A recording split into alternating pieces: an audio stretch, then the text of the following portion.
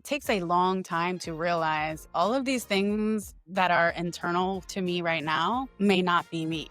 Where did I get the idea that to be professional means to straighten my hair? Where did I get the idea that to be successful, only a degree from Harvard counts? Like, where did I get the idea? A lot of it is all of these messages that we're getting from when we're born that we don't even realize, or it's our parents' voice in our head, not our own voice, or it's, all of these things. So for me, that's part of the slowing down, is realizing, wait a minute, and just going inside your brain and picking out these pieces of things that are like, that don't even belong here. That I didn't come up with that. I absorbed that from the environment, and that doesn't even resonate with me. That's not even really who I am. But it takes a lot of studying of yourself. Welcome to Unpacked Culture Chronicles.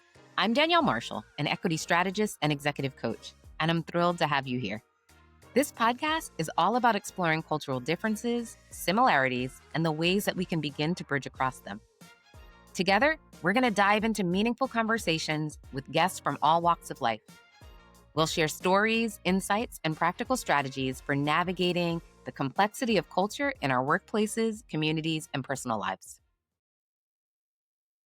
Hi, Vanessa. Welcome to the show today. I'm so excited to welcome our guest. Vanessa is a leader in the finance sector with 20 years of marketing and communications experience.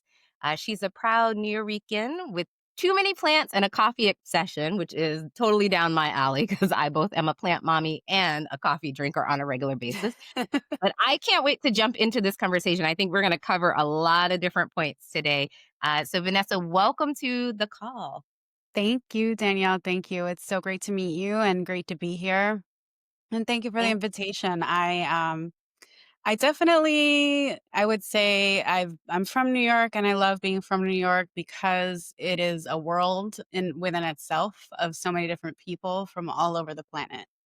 And so for me, it's important that I'm from there. I wouldn't change that I'm from there, as much as I will never live there again for various reasons we may get into later. But I appreciate people from all over. I've lived many places. One of them is South Korea. I lived there for 3 years. Learned a lot about how different, deep ties and culture and historical context and just different things, the pros and cons of different societies around the world and what different groups of people value and aspire to. So I'm very grateful. I'm very lucky. I feel like I've lived a good life. I'm in my midlife glow up instead of crisis, because I'm in a good Indeed. place. I love who I am. I love the decisions I've made, and I'm looking forward to the future. Wonderful. I love that. And as a fellow New Yorker, that there's so much love just for other New Yorkers as well. But I am really appreciating that you even started off by saying, like, I've lived other places, and now you even live somewhere else. And so I think that that's so important to the conversation, because where home might feel good for us. And for folks that are not as familiar with New York City in particular, it is a very diverse community. We're one of the, Right. the largest cities in the country. But on top of that, you literally live amongst, work amongst, go to school with all kinds of people. And I think it Correct. really does color how you end up seeing culture.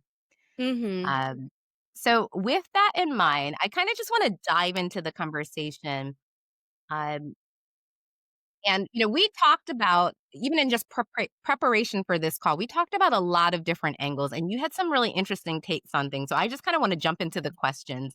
Yeah. Um, so as I was thinking about what would be important, I thought that this idea, you talked about success when we first met. Yeah. And I'm wondering, when you think about success, what experiences have shaped your definition of success? Yeah. So I will just say flat out that I had a very rough life growing up, 0 to 18. There was a lot of abuse in my household. And it was very much, I learned early on, by like 11 or 12 years old, I realized that my situation at home didn't make sense. Like this scenario in which, like, we're blood related, we're parent child, we're sibling, where nobody knows me better. I'm not closer to anyone than these people, and yet there's this constant strife and a constant lack of peace. And being in New York City again, like, I'm grateful because I was in the street all day. Like, we lived in the Bronx, we slept in the Bronx, but we were in Manhattan all the time. I've never asked my parent, how that was accomplished because public schools are zoned, but I somehow always went to school outside my zone, because that was easier for the commute and the pickup and all of that. So spending the vast majority of my time in Manhattan, I also saw very rich people. I saw people who owned businesses. I saw the suits on the subway, and I saw that, like, there was strife and lack of peace everywhere. It wasn't always the same as what I was experiencing in my house, but I noticed that people, like, whether they had money or not, whatever they were doing, people were just always upset about something. And then Mm, dawned on me, like, success is not a paycheck, it's not a salary band, it's not CEO status, it's not the penthouse, it's not it is like peace and happiness and joy. yeah, Like, people, can accomplish a lot of things and still be so unhappy. So for me, like, as a child, by the time I was 17 years old, I left the home, and I went away to college, and it was the first time that I was away from the persons in that household who came between me and my own peace. And so for me, that's what I by 17, I was like, success in life for me, I already knew what it was going to be, and it had nothing to do with checking off these accomplishments that we so heavily value in this, capitalist yeah, society. It was more, I knew that the person that raised me had no relationship with themselves, and that was my, like, number one. And number two is, like, I want to be able to be at peace no matter what circumstances I'm in. That became my definition of success because of the way yeah. I grew up.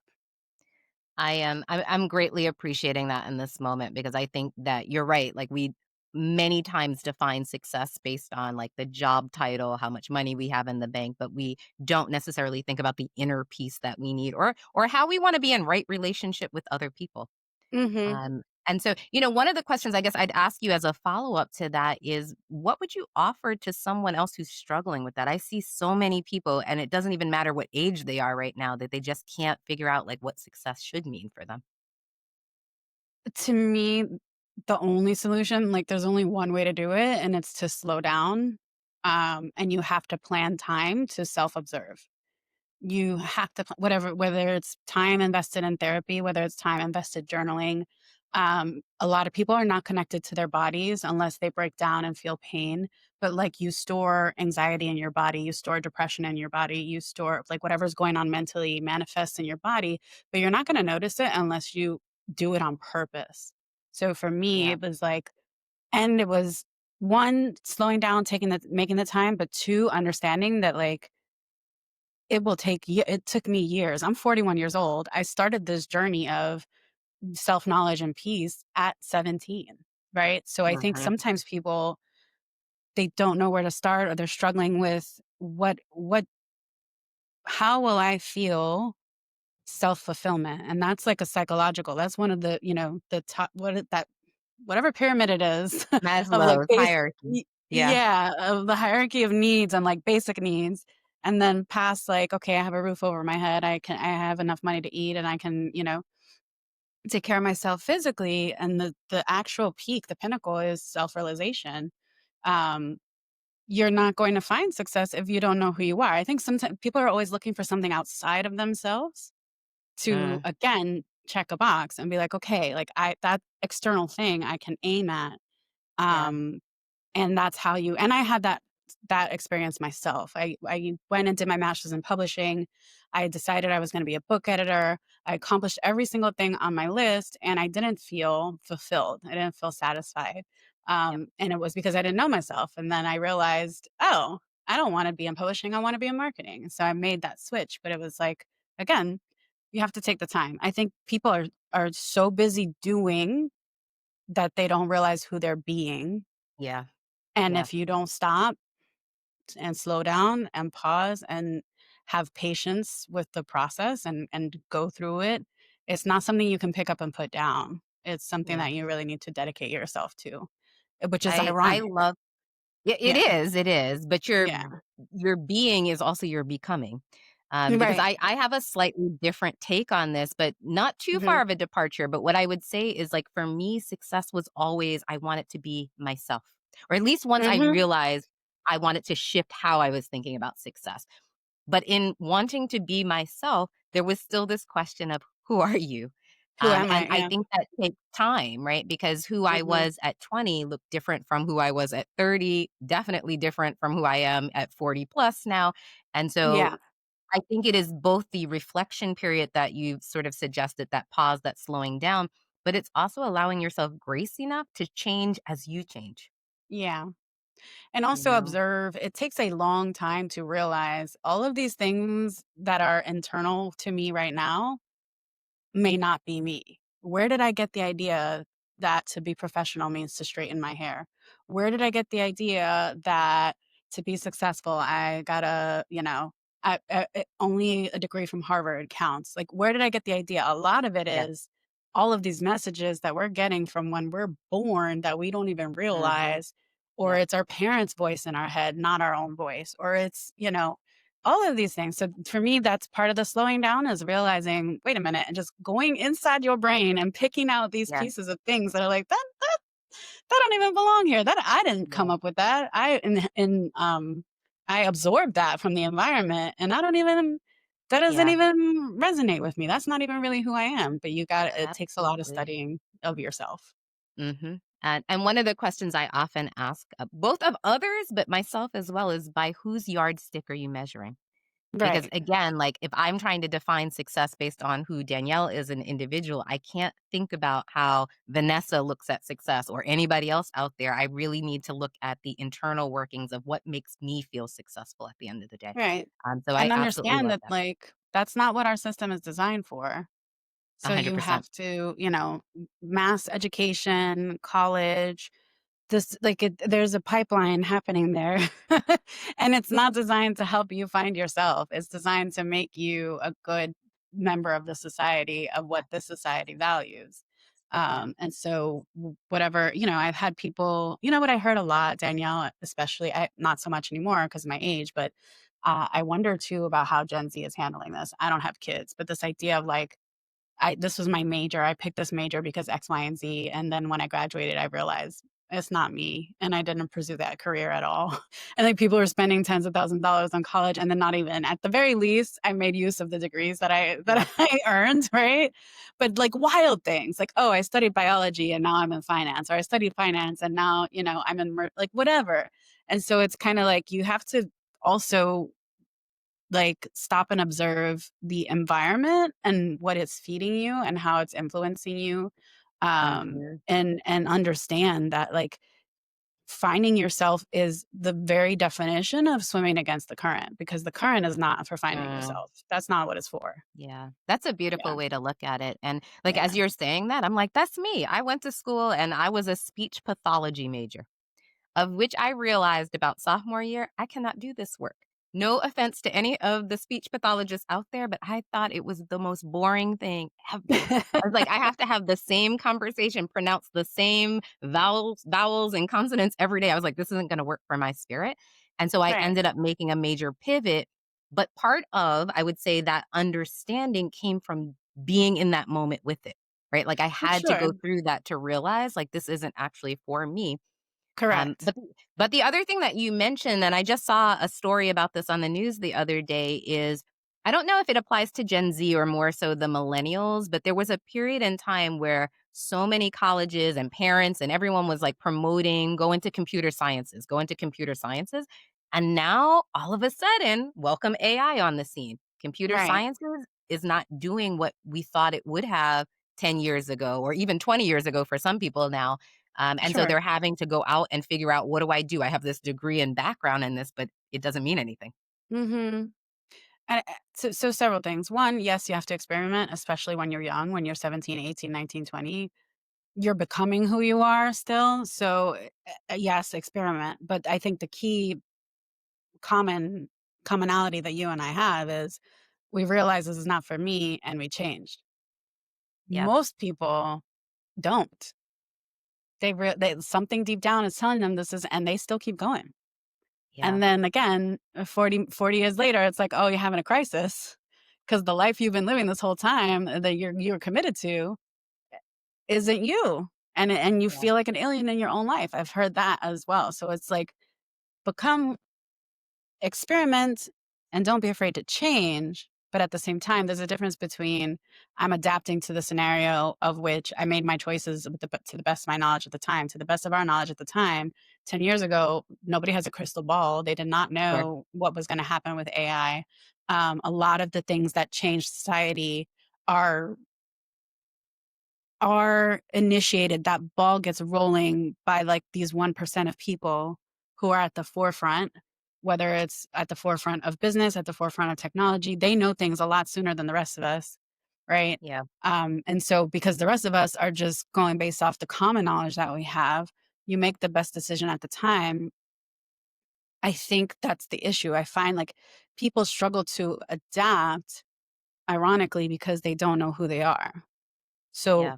you can always discover something new about yourself or change careers or pick up a new hobby or Mhm. move to a new city. But by what by what compass are you going to make those decisions if you don't know who you are? Yeah. Right. And so at That's the end of the a day, good like question. you have to change to meet the moment. But if you don't Yeah. have a core, you're always going to feel lost. Yeah. I mean, and that reminds me of something like I said at the top of the year. I was in a conversation with just some other entrepreneurs, and someone had said, well, we're going to have to make a lot of pivots in 2025.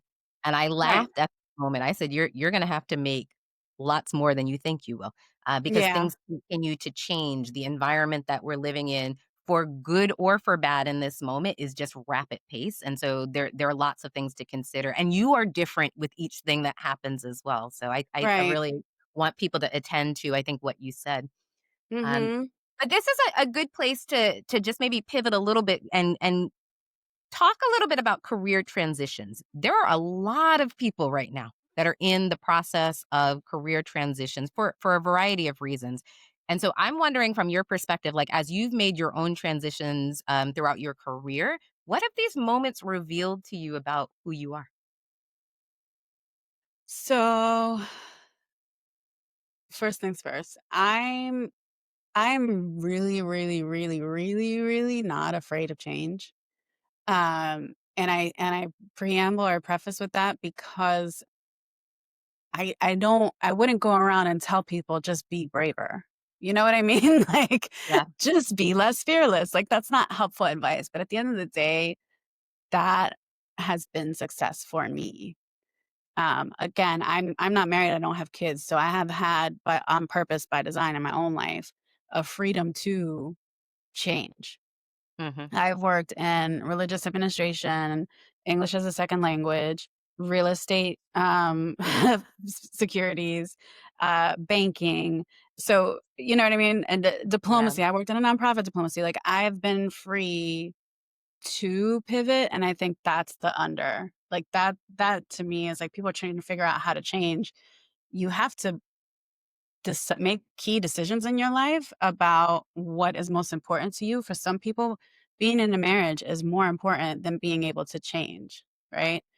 Sure. So I can move for work because I don't have a husband or a wife who I have to now figure things out together with that person and what is their job. And if we both move to a new city, I can get a new role, but will he or she be able to, like, I don't have to do that kind of math. Yeah. And at the same time, I'm very unafraid to quit and to try something new. I'm very unafraid. I've lived in Seoul, I've lived in Philadelphia, I've lived in Orlando, I've lived in New York. I've I've traveled to 30 countries, I've been to, all the states. I'm like it's almost like different foods. Like I'm not Yeah. afraid to try. But to answer your question more closely, for example, and continue the analogy, if I'm trying a new dish, I will read the menu. What are all the ingredients in that dish? I've never tried the dish before, but I know that I like all the ingredients. I'm going to like the dish. So that's how Okay. I kind of reason with new roles and pivots in my career, changing industries. I do my research and I read up as much as I can. I talk to people and I learn as much. I'm like, these are all the different ingredients that go into this role or into this industry or into this city. Right. I never lived in Philadelphia, but I knew I would like it here. Why? Because it has museums, it has good food, it has great parks, it has a lot of Puerto Ricans. I like all those ingredients. I'm going to like Yeah, the dish. absolutely. I think what See? you're speaking about, I'm loving this, but I think what I hear also is it is an opportunity for us to design our lives. Yeah. Right? Like, if I were to imagine 5 years down the road, and granted, we don't know what's gonna happen, but ultimately, like, Mhm. what do I want to be present for myself? Now I can Yeah. start constructing some of these things. Because to your point, like, I'm looking for the ingredients. Is it that Yeah. I need free time? Is it that I need some structured time? Do I want to be around certain people?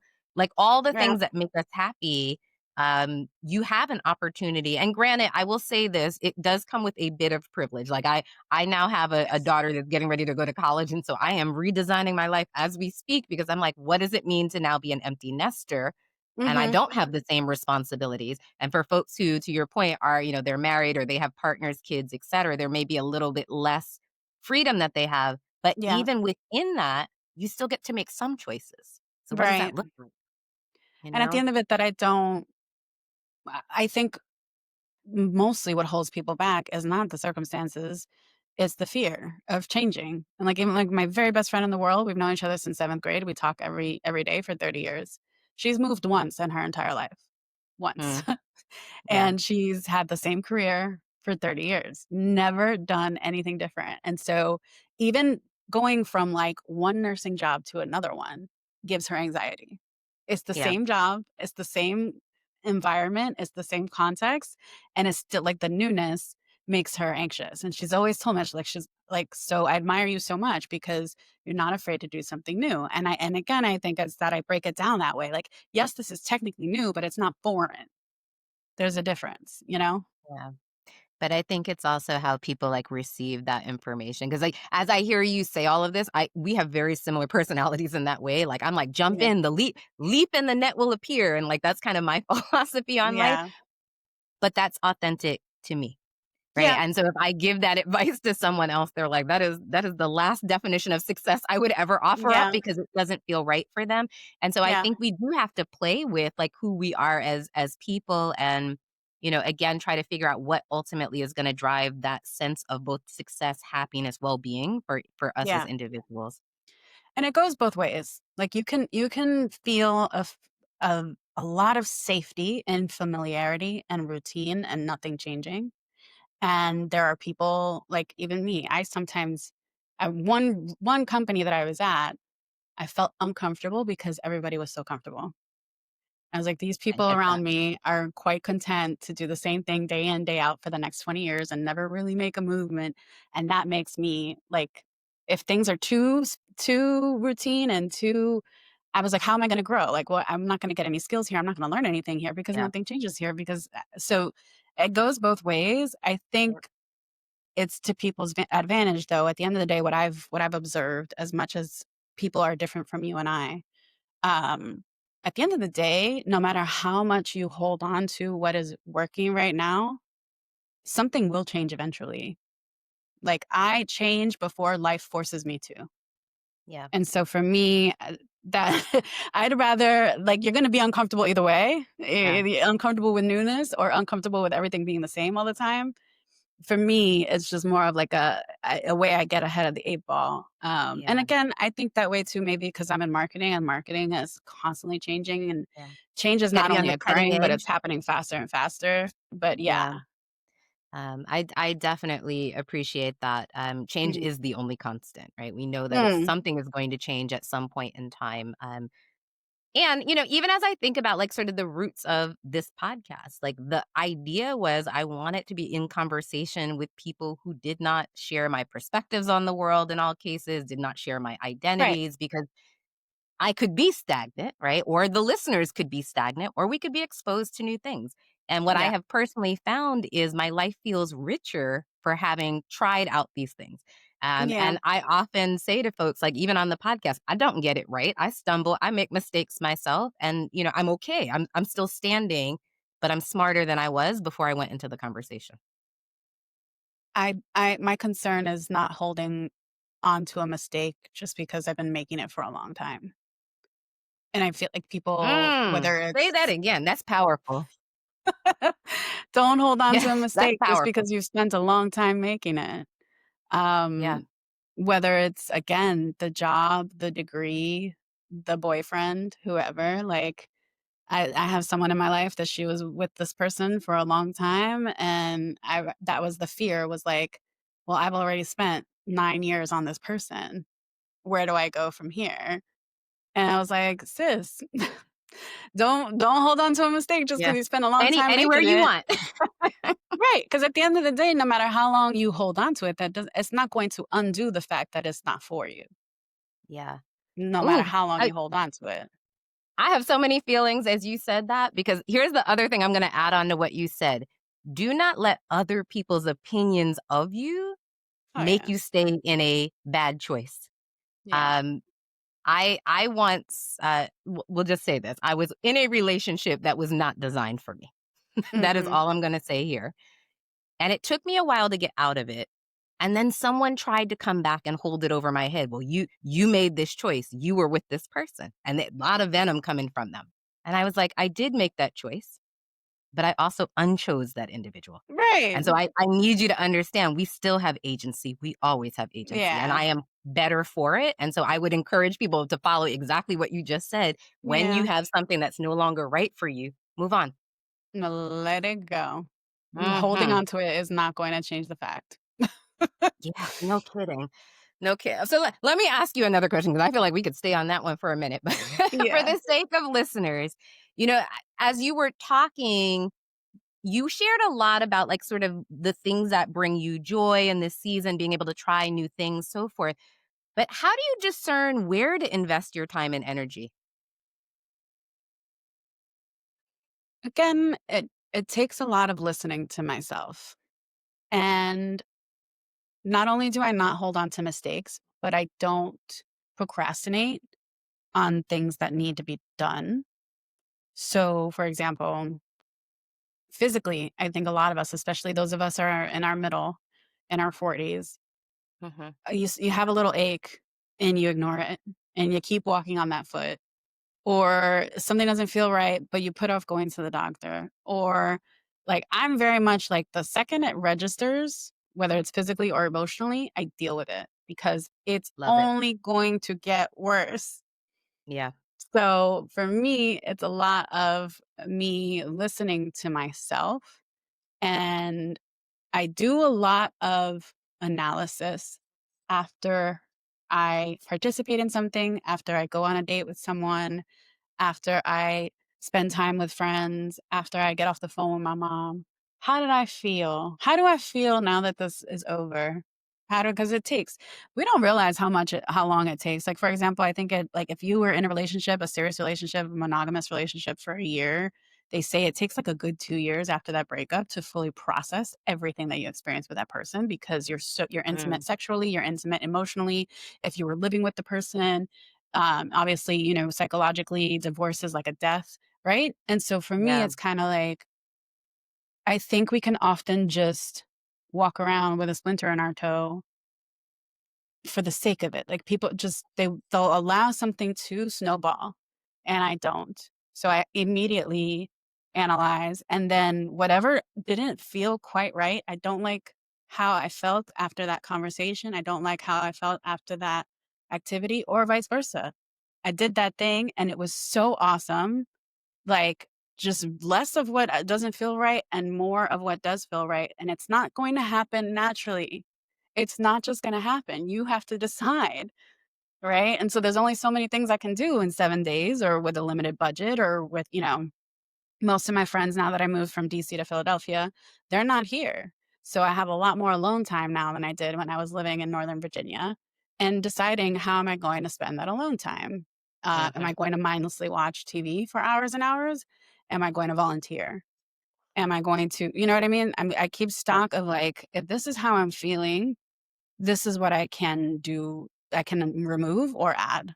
So I know moving my body and volunteering is extremely important to me. If I'm not Mhm. volunteering, I start to get depressed and I notice right away. Like if I'm just too much put up in here, I haven't done enough for other people. What can I get involved with? Who can I meet? What makes me feel more me? And feel good about how I'm spending my time. I'm grateful every day. Every day people die, accidents, cancer, diabetes, whatever. I'm here. What am I doing with Yeah. myself? And not be on autopilot. So it's like again, but I it took time to practice and to know to name feelings as much as I'm a very articulate person. I majored in English in college. I used to be a book editor.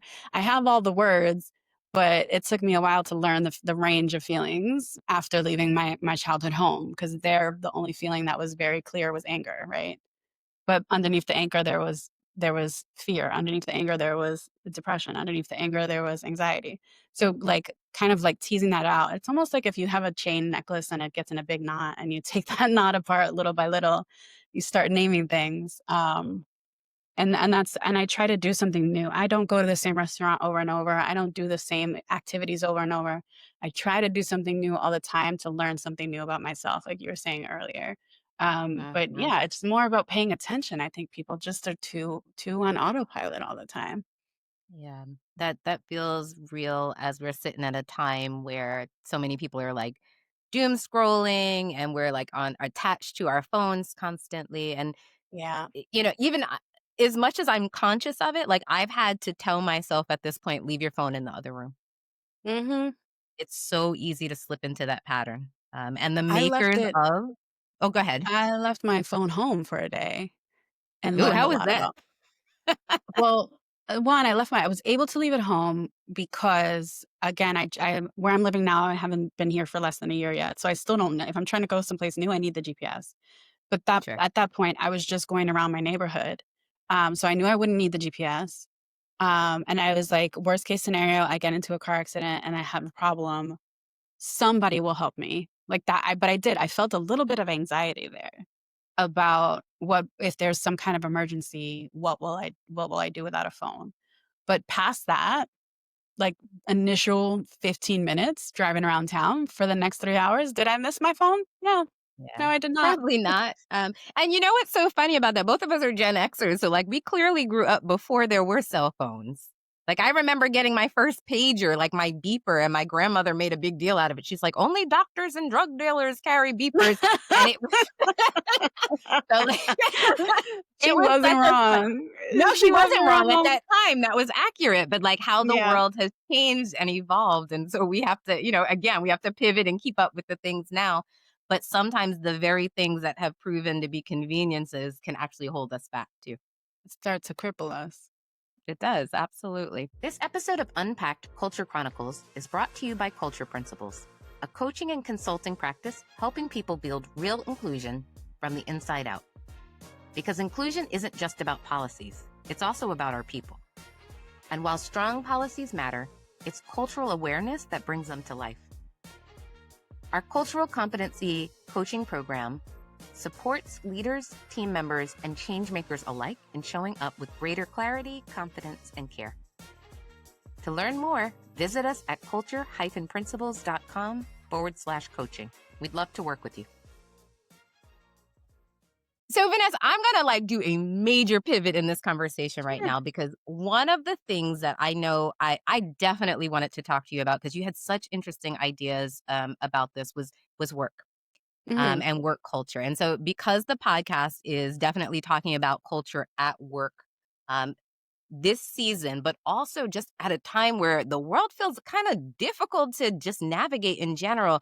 I wanted to get your thoughts on a couple of things related to like the work environment. And one of the things that we had talked about was just gosh, I'm like, where do I even begin with this? We talked about organizational culture, Yeah.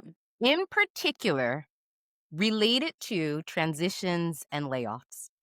And Mhm. just because again, being in the DC, Maryland area right now, we are getting hit really hard, particularly with government layoffs, but it's also affecting private sector and Yeah. nonprofits, you name it, everybody's being touched.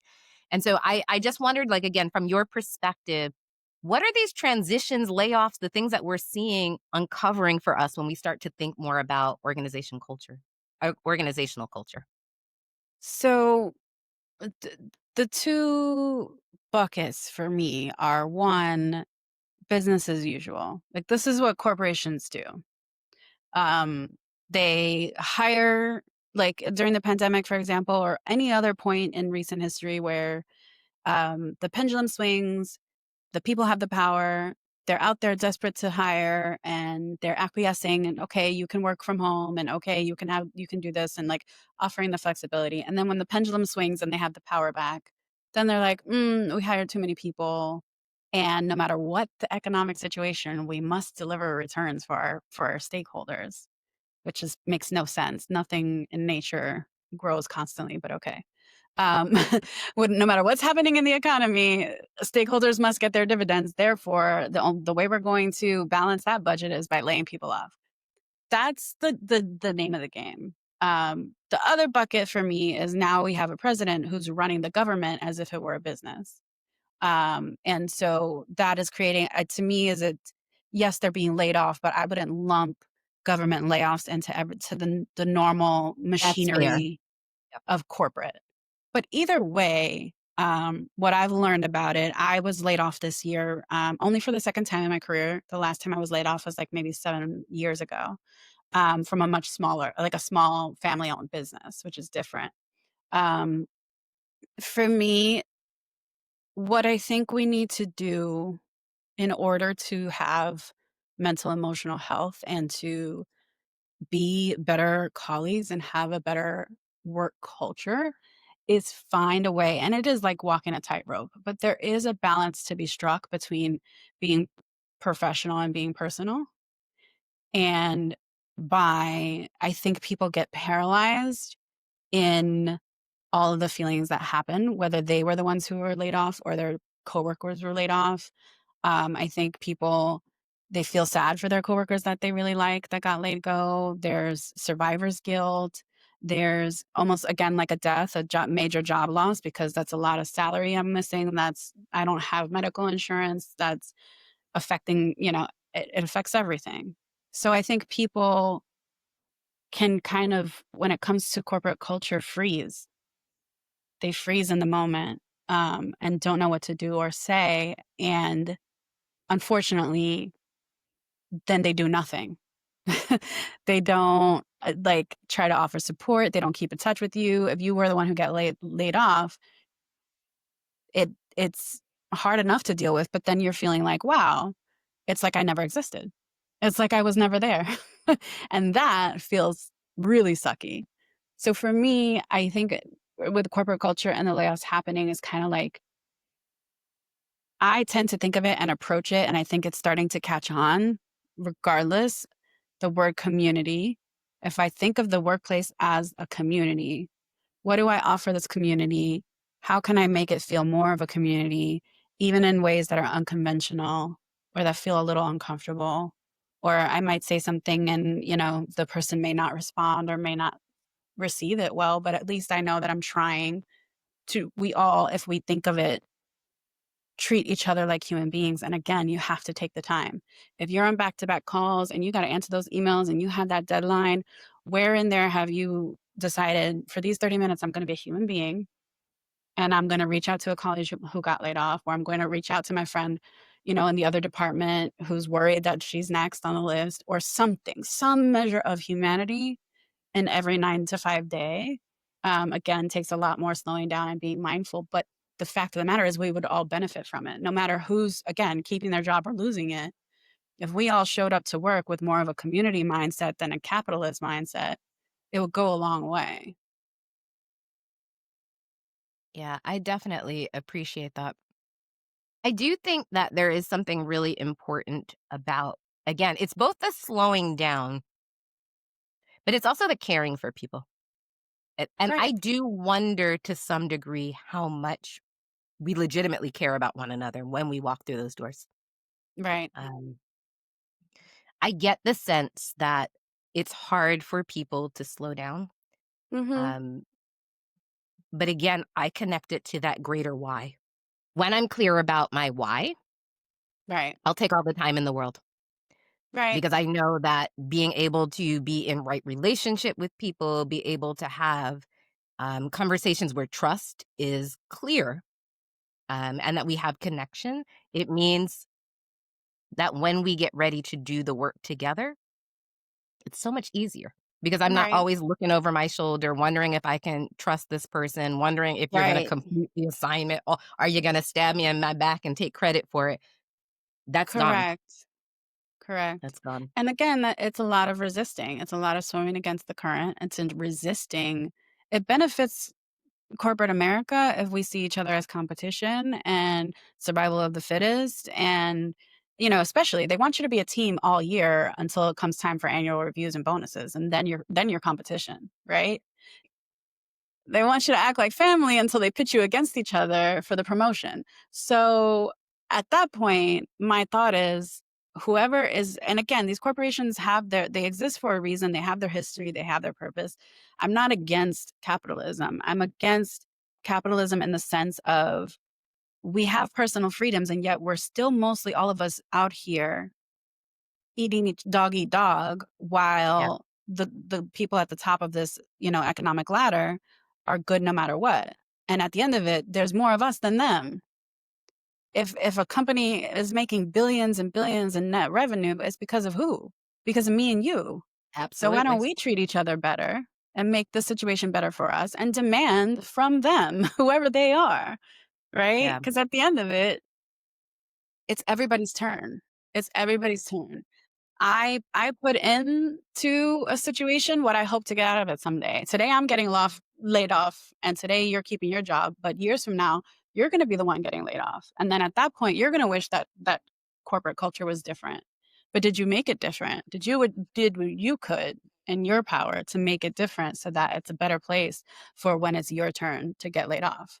And even before we get to the place of layoffs, let's just say business is going well, the money's flowing Right. in.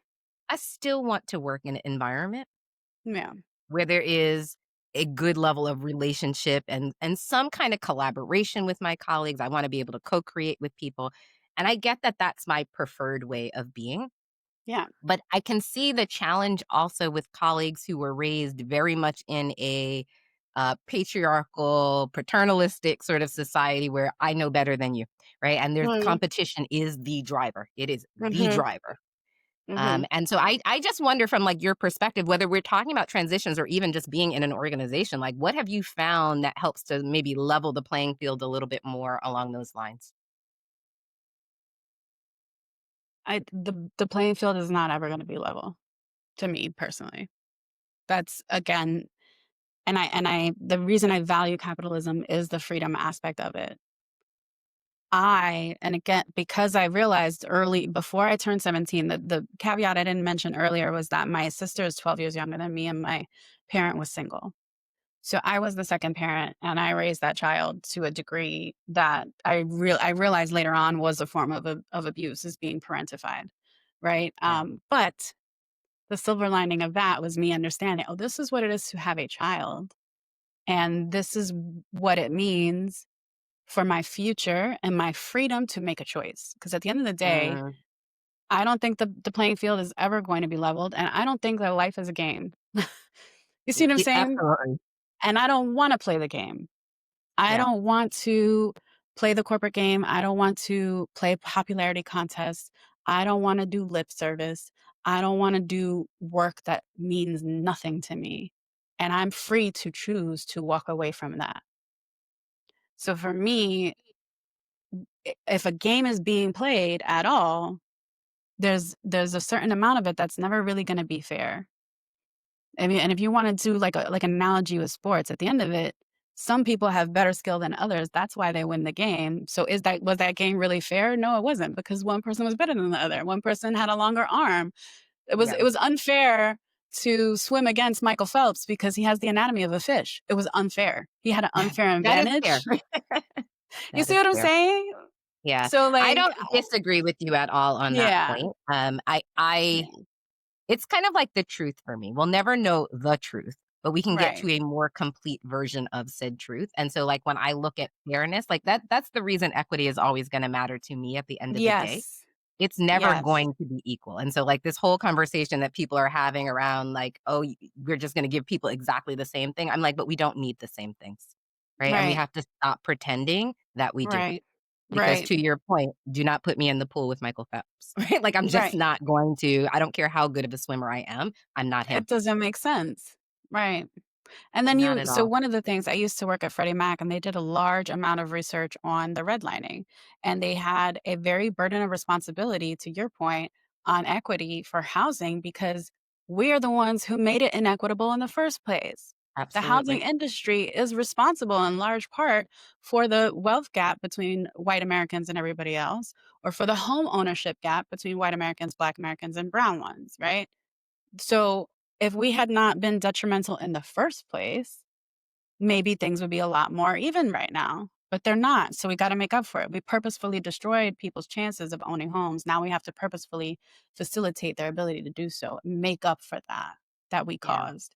I That gave me a sense of pride and purpose in working at that company, and being surrounded by people who were really passionate about that and cared about that, regardless of what the conservatorship with the government and all the mandates and you have to do this, that, and the other. There were people who chose to stay there, right? They could work anywhere. They chose to work there for 20, 30 years because they were passionate about this thing.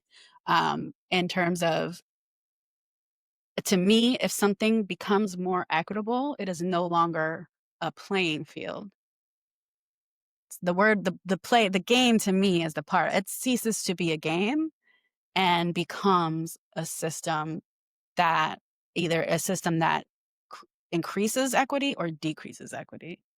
Yeah. So for me, like, I guess I get caught up on that word game and the semantics of that because Mm, there's always a winner and a loser in a game. yeah. You're sparking something in my mind right now because I use the phrasing playing field or the word playing field occasionally, and but as I'm listening to you, you're absolutely right. It's not a game, particularly as we're thinking about people, right? Their real Mhm. lives. What happens, I'm in the Baltimore area right now. We were heavily impacted by redlining, as was New York, where I grew up, heavily impacted. And I just think about all of the communities across the country where there's basically disenfranchisement that was government sanctioned. Um, Right, because they started this, the banks took it over. Like there were just all these things that were happening, and we displaced people, and then we got upset with them and said, why can't you keep up with right, everyone else? Right? right. And what's hard for me to process, like, right now is that we're returning to that space very Mhm. much so where people are Yeah, like, "Well, this has to be merit-based." yeah. And it's your And fault if you're poor, and it's your fault if you're sick.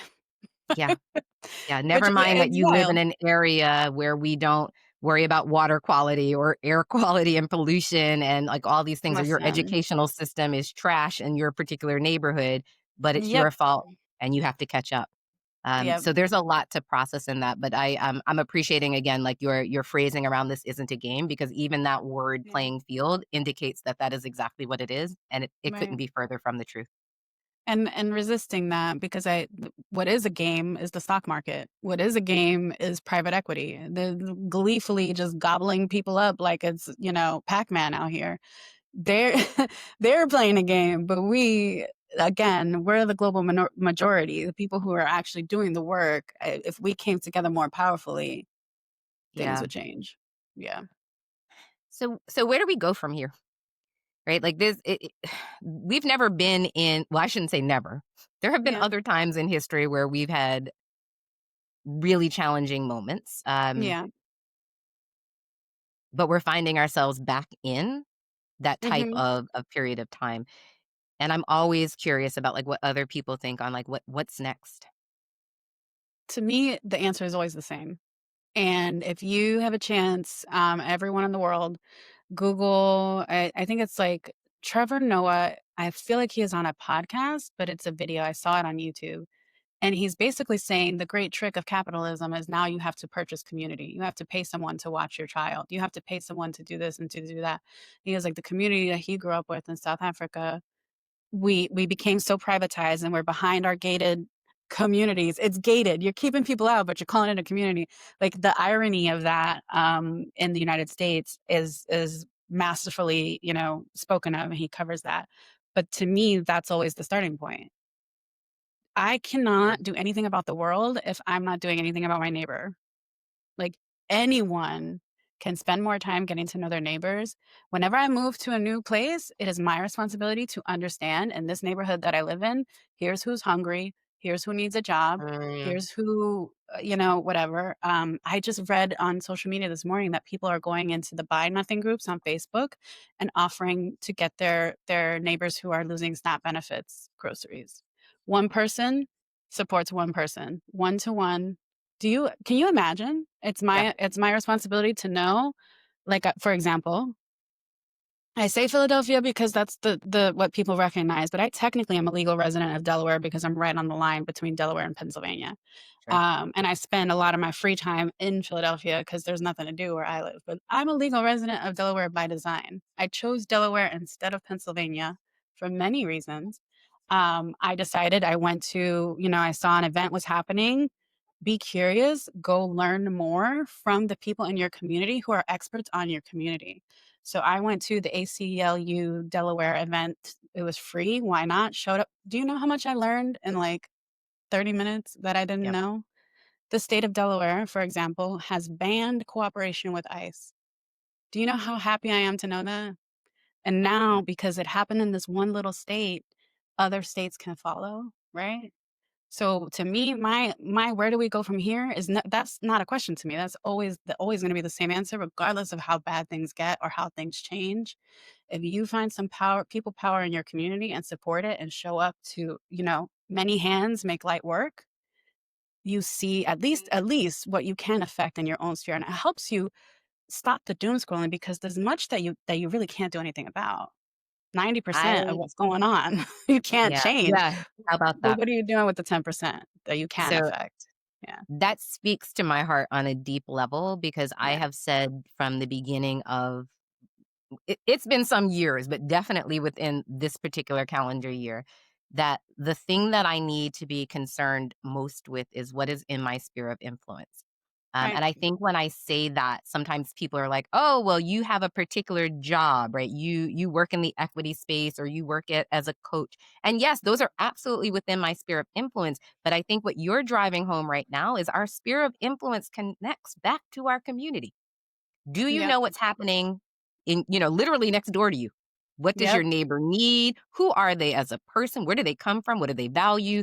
How can I show up and be a supportive member and a right. contributing member of society? And I think that is huge because what I have seen is so many people just stuck on this, I don't know what to do, kind of space that they're choosing to do nothing. And I'm like, Mhm. there's always something to do. So I love, love, love the practical advice of like, just find out what's happening in your community. So now, Vanessa, the other thing I'm going to have to add to your title is like activist, because I hear it coming through in Yeah, your voice right now. I am. And Yeah, I'll confess and say that I'm, like, running from that also. Like, everyone, my family, my friends, like, even a past boss of mine was like, "Hey, so, when are you running for office?" And I'm like, "No, I don't wanna do it. I wanna do it, but I don't wanna do it. But I do, but I yeah. don't." Like, I don't Well, when you decide to, I will be there to support you. Just putting that bug in your ear because I hear it. We've only been on this call a very short amount of time, and I'm like, oh, activism is written all over you. And I love that. But I think what is so important to me when I think about activism is can we catapult other people into caring for the larger community? Yeah, yeah. You know? And again, you just have to have this belief that, like, the kind of community that you wanna have when you are in need is the kind of community you need to be when you're all good. Yeah. They're the same thing. That is a absolutely a beautiful place to sort of wrap up our conversation because 100%. Um, Yeah. Vanessa, thank you so much for joining me. If folks want to get in touch with you to chat more, where can they find you?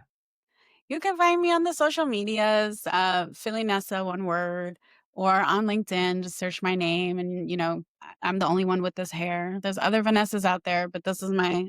I'm gonna make a brand icon of my Love it. pro. People will see me from across the room. I'm only 5'2", and they're like, "Oh, look, there's Vanessa." So yes, find me there.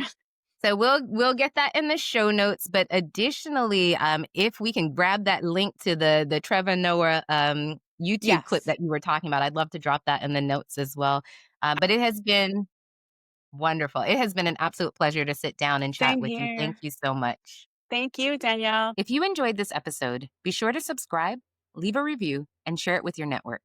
It makes a big difference in helping us grow this community. And if you're looking for coaching or resources to take your cultural awareness to the next level, visit us at culture-principles.com/coaching. And remember, where curiosity leads, connection follows. Be well.